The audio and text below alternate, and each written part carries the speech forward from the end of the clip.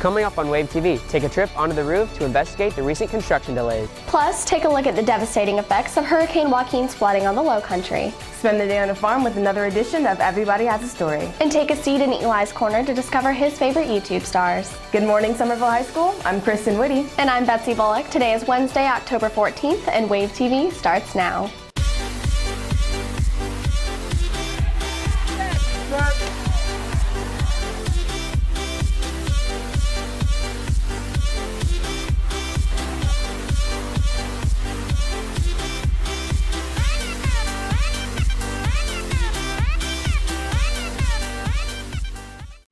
Welcome back, Green Wave. On Saturday, October 3rd, the state of South Carolina received record amounts of rainfall. The Wave TV crew hit the rain with our cell phones to capture the flooding. The rainfall resulted in Dorchester County 2 schools closing for a record 6 days. The National Weather Service coined the rainfall as the 1,000-year flood. The official radar shows Hurricane Joaquin literally spewing a stream of water onto the state. This type of weather event is referred to as an atmospheric river. Dorchester County received over 20 inches of rain within hours. Within 3 days, the Low Country rainfall broke the October precipitation record and the daily rainfall record. The hardest hit areas of Dorchester County included Arbor Oaks, Asheboro, Knightsville, and the bridges on Highway 61 and Dorchester Road. Residents across the county continue to recover from the floods. Communities work together to help their neighbors rebuild from the devastation. Finally, it got to the front door and coming in the front door and in the garage. So I called the police and they said that the fire engines were right out there at the end of our subdivision and somebody will be there to take care of you. And the next thing I know, they were coming with a boat, a canoe, and we had to grab what necessary things we could grab. Friends of ours that lived down the street came down Monday morning and stripped all our rugs that were in the house and moved everything as high level as possible. They told us we had to get rid of all our furniture. Just a few items that were actually real wood we could keep. The rain impacted Dorchester 2 school schedules, resulting in the Tidal Wave pep rally cancellation. But spirits were lifted with a special shout out from 21 Jump Street star Channing Tatum. Yo, what's up, Summerville High? Chan here. Look, I'm just keeping y'all in my thoughts, okay? Y'all be good, and I don't know, y'all tear up homecoming. Go Green Wave. The video quickly went viral and currently has over 150,000 views. You can see the video on our Facebook page. Summerville High School served as a Red Cross shelter during the record-breaking floods. Givance Alternative School received catastrophic flooding. The school relocated to the SHS JROTC building. This forced the JROTC program into the theater trailer and the theater program to one of the ISS rooms. If you received flood damage and need federal assistance, please contact FEMA at 1-800-621-FEMA. Before the unexpected break, SHS experienced structural damages. The roof in the back 40 hallway caved in. Gates and barriers blocked the flow of traffic through the hallway and classes temporarily relocated. Wave TV reporter Cole Lowry climbed up on the roof to discover what caused the roof collapse. The Summerville High School building is 29 years old, and the roof is starting to show its age. Last year, the roof leaked, damaging the gym floor. Recently, the ceiling caved in on one of the back art hallways, leaving debris littering the hall and classrooms. This displaced several teachers. That morning, it was just kind of devastating to, make your plans, and the next thing you know, they're saying, well, you can't work in your classroom today. You're going to have to figure out something and go on to somebody else's classroom. When they were on the roof, it was kind of sketchy because randomly stuff would just fall from the ceiling, and I was kind of worried about that. Dust and mess everywhere. Things were just going crazy on the roof. Even with the craziness on the roof, REI, the roofing company, states that students are safe. Any major demolition we do at night, that's why we come in at 2 in the morning to ensure that you guys underneath are safe. Robert Folkman, the district construction manager, explains the cause of the recent roof collapse. It is nobody's fault except Father Time as to the aging and the damages of the roof deck. The roof structure underneath, in particular the decking, has deteriorated over the years. Although the roof construction may not be perfect, the district ensures the safety of students. There's no such thing as perfect in construction. There's no such thing as perfect in life. But to the best of the contractor and the consultant in the school district, yes, the students are safe. Reporting for Wave TV, I'm Cole Lowry. Thanks, Cole. The roofing crew hopes to have the project completed before Thanksgiving break. In other school news, the ASVAB test is October 23rd at 9 a.m. in the Media Center. Please arrive by 8:30. The test is 3 hours long and you will not be permitted to leave early after the test. Please plan accordingly. Be sure to order your yearbook soon. It's only $75 until November 27th. Order the yearbook online at jostensyearbooks.com or see Miss Bartley in room 177. You can share pictures with the yearbook by using hashtag WaveYearbook16 on Instagram or on the Replay It app.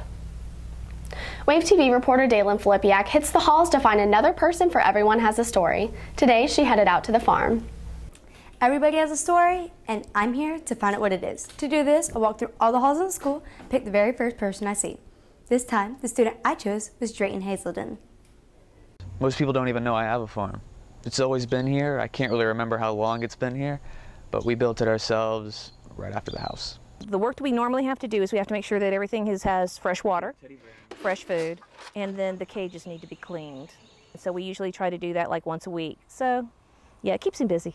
You're not really out here that much when it comes to like doing just chores, but when something happens, like you actually have got to do work, you're out here for the entire day. Really just chores involve chopping wood that's fallen down, a lot of cleaning, a lot of raking. I feed the animals every day. You gotta have to look after them.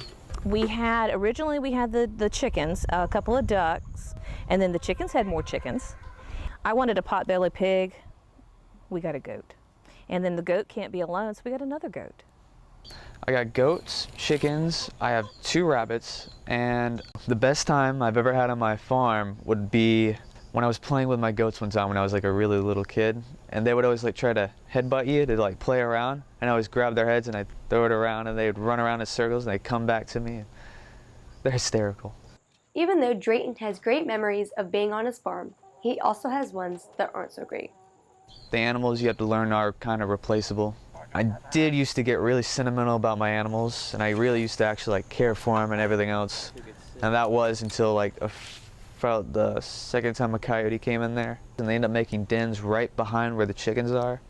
And he took chickens and he would drag them into the woods, and you would just see like a trail of feathers. And it was a chicken I cared for. Like I actually ended up raising it by myself, and I ended up finding it dead in the woods. I mean, things come and go so fast, so you just can't keep your time looking back at it, you know?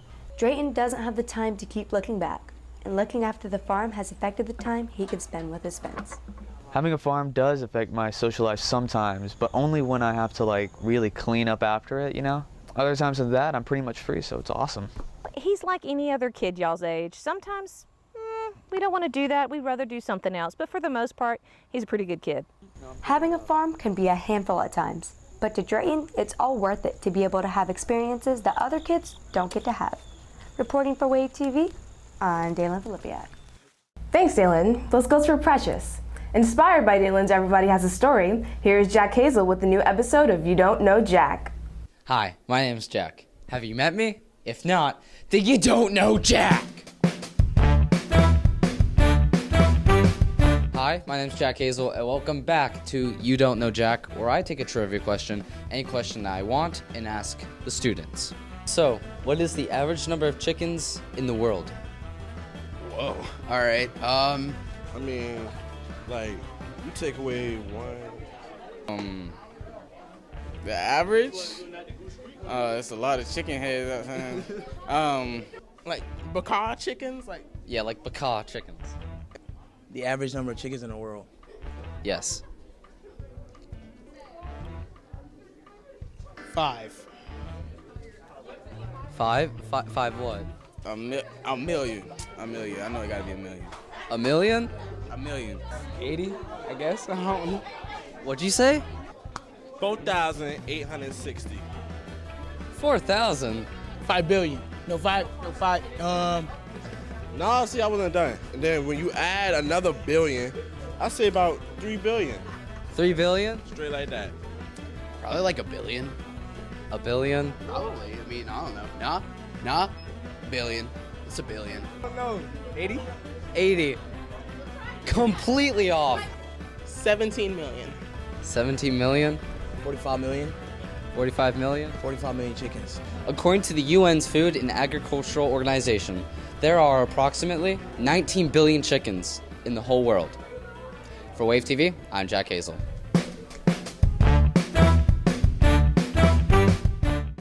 Thanks, Jack. I had no clue on that one. Me either. Coming up after the break, check out a new sports report where we head to the beach to see how flying a kite goes extreme.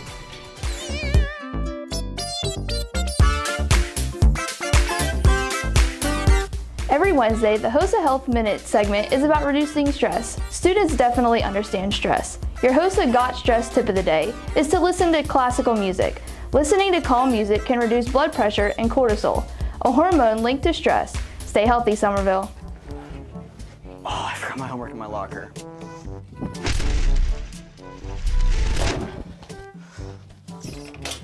There it is.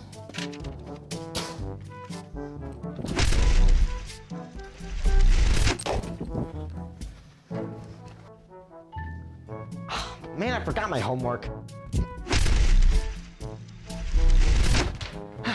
There it is. Homework, check. Study guide, check. We can't all teleport to get what we forgot, so buy a student plan in room 136 for $5.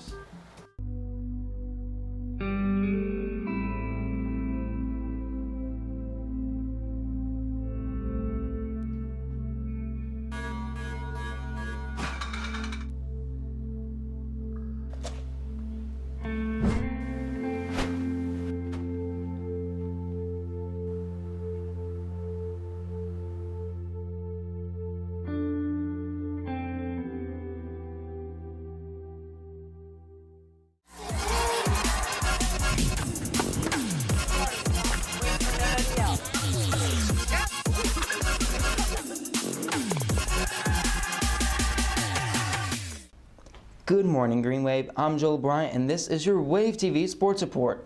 As we continue to bounce back from the flooding, the fall sports teams begin to wrap up their seasons. Straight off of a bye week, the varsity football team plays Collington County tonight away at Collington. Kickoff is at 7:30. Come decked out in your green and gold as we attempt to cage the Cougars. On Wednesday night, your Lady Green Wave volleyball team served against West Ashley. They failed to earn another win against the Wildcats with a score of 0-2. On Thursday, the team lost to Ashley Ridge with another score of 0-2, but they finished with clinching a playoff spot as they defeated the Collington County Cougars 2-1. On Tuesday, the girls' tennis team hit Blanton courts against Bluffton. Their goal was to leave the evening with a regional championship. Bluffton secured the victory, leaving the Green Wave girls with a record of 7-2. This includes a second-place ranking in the region. We lost to them Tuesday, but this is our hardest match of the season. It's our biggest match of the season, so yeah. Well, we've had a very good season at this point. We finished second in the region. Our goal was to win the region. We fell a little short, losing to Bluffton. But we have an extremely young team. We have one senior. The rest of the players are freshmen or younger, so we have a bright future. Over the weekend, the cross-country team hit the trail in Columbia. The girls' team crossed the finish line in third place. Every girl clocked her personal best time for the year, and the boys finished in 12th place. The swim team competed at the state meet on Saturday at USC. The Lady Green Wave ended in 16th overall, and the boys finished 15th to end their season. Moving from the pool to the beach, a new extreme sport whips participants into the air by merely flying a kite. Here is Wave TV sports correspondent Betsy Bullock with more.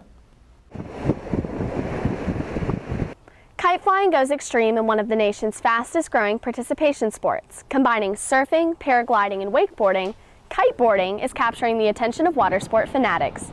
I'm here in Sullivan's Island, South Carolina with some experts to show us how it's done. Go out to the beach, you pump up your kite, run your lines out, make sure everything's all set to go. You have somebody launch your kite, and then from there you have the kite hooked into your harness, you're flying it with your hands. This is the bar. It's really easy to hold like this and you hook in with, and then you take your board, walk out to the beach, put it on your feet, and start riding. Well, I will tell you that a big kite, it's like a dump truck. It's slow to start, but once you get it going, it's hard to stop.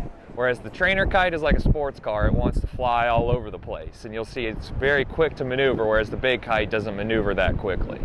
Definitely there's two parts to it. Like, you have to be able to like fly the kite and control it, which is like one battle in itself, and then you also have to be able to like have the board skills to like ride. So putting those two together is not necessarily as easy as, like, I thought it would be a lot easier than it was. The beaches of Charleston's barrier islands provide plenty of space for practicing kiteboarding techniques, rigging, and launching.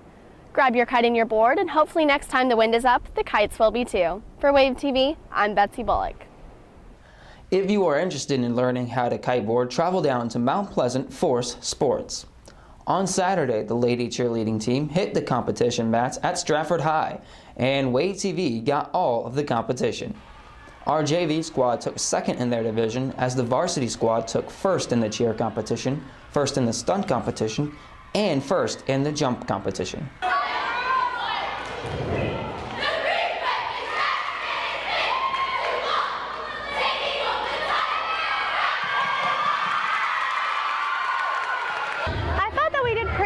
I feel like we could have did better. I feel like there were some technical difficulties that kind of made us off on our time. That's what a big part of cheer is and how we stay together.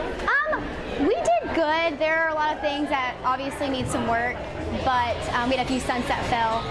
But we have a competition next weekend in Conway, so we're gonna practice and hopefully those stunts won't fall next week. That's all the sports I have for today. For Wave TV, I'm Joel Bryant. Back to you, Krystyn.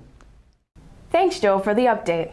In club news, FCA meets today in the Big Gym during the second half of ILT. Everyone is welcome. Come enjoy pizza, music, and fellowship. The next Beta Club meeting is Friday, October 16th in room 176 during ILT. See Mrs. Powers with any questions. Wear your t-shirt for the yearbook club picture. As more and more people upload videos to YouTube, students continue to pick their favorites. Let's head to Eli's Corner to get his rundown of his favorite YouTubers. Take it away, Eli. Good morning, Summerville. I'm Eli Hummer, and welcome back to Eli's Corner.